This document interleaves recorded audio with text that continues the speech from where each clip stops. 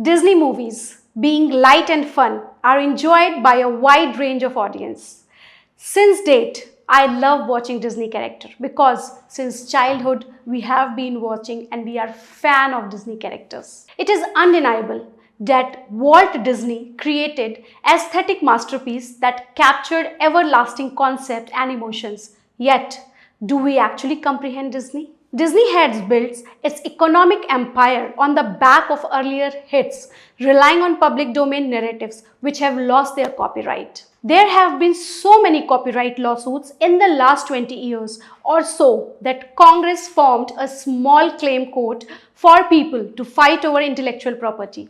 This gives rise to the following questions. What brought us here? And do we have a good or bad set of copyright laws or now? So hi everyone, this is Dr. Shweta and today I'm here. Yes, I'm here to explain you Walt Disney character, how we have been the biggest fan of it and what is the story behind it. So join us in this video on Disney copyright as we try to piece together the entire story of how Disney got founded and where it is now. While an average person will very certainly never have to deal with a large organization copyright issues, there are numerous additional reasons why we should be cautious in our dealing with businesses. One of the reasons why copyright is so intriguing is that it generates an inherent contradiction. On the one hand, it protects our creative work from being ripped off and sold by others. On the other hand, it can actively prevent individuals from remixing or reacting to other creative work in a fun way. The best way we can understand that contradiction is by looking at Walt Disney,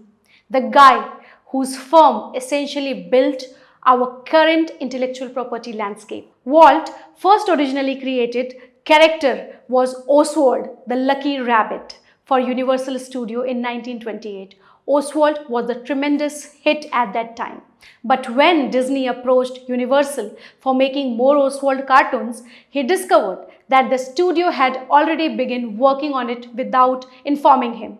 Walt was powerless to take any action against Universal Studio as they owned the IP right of that character. After that, Walt quit his job and he started a company after his name called Disney in the year 1928.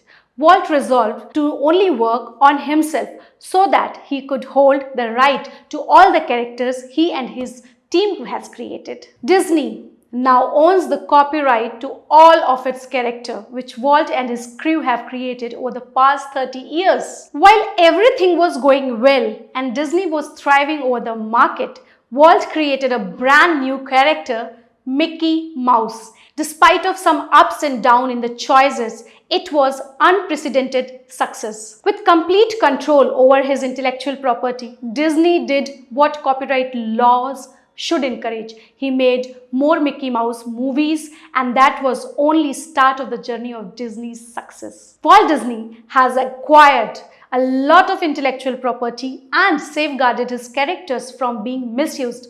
This generated higher revenue since Disney was now the sole owner of its own creations. It has spread its business in different areas, starting from movies, music, cable network, theme park to clothing and merchandise. With large amount of money and long hours of effort, they have become one of the biggest entertainment giant in the whole world. What started from animation studio is now a big multi-million-dollar company. Disney is the largest lobbyist for the copyright law in America. Now, the question arises, what is the role of IP in Disney's growth? The magical world of Disney has never failed to intoxicate us with their extraordinary creation of characters and stories.